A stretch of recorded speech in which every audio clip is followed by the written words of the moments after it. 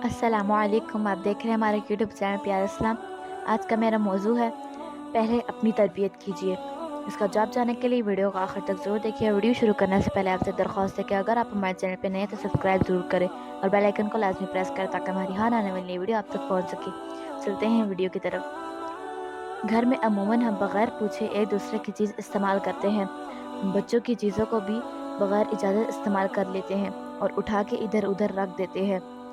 इससे होता तो कुछ नहीं है, सिवाय उसके फिर वो बच्चे भी बिना पूछे आपकी चीज़ें उठाना, देखना और इस्तेमाल करना शुरू कर देते हैं। और ये बात आपको नागवार गुजरती है।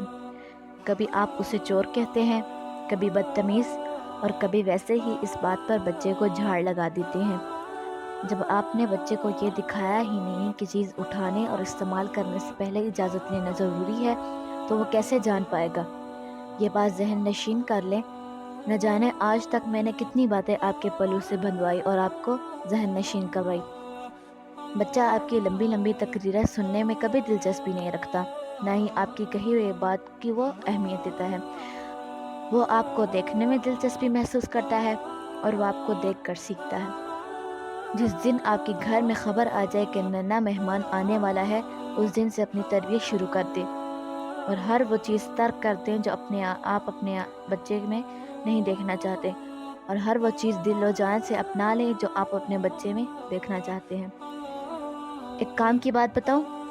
चले आखिरी बात में जानती हूँ, लंबी लंबी पोस्टें आपको बेजार कर देती हैं, बिल्कुल वैसे ही जैसे आपके लंबे लंबे लेक्चर्स आपके बच्चों को बेजार कर देते हैं। हाँ, तो बात ये थी, माँ बाप बनने की खबर सुनने के बाद से ही आपकी तरबियत का वक्त शुरू हो जाता है। तरबियत असल में औलाद की नहीं, माँ बाप की होती है। अगर आप इस बात को मानकर अपनी तरबियत खुद ही करना शुरू कर दें, आपको अपने बच्चों से कोई शिकायत रहेगी नहीं। मगर बात यह है, हम खुद वो सब करते हैं जो बच्चे करते हैं और चाहते हैं कि बच्चे वो सब ना करें।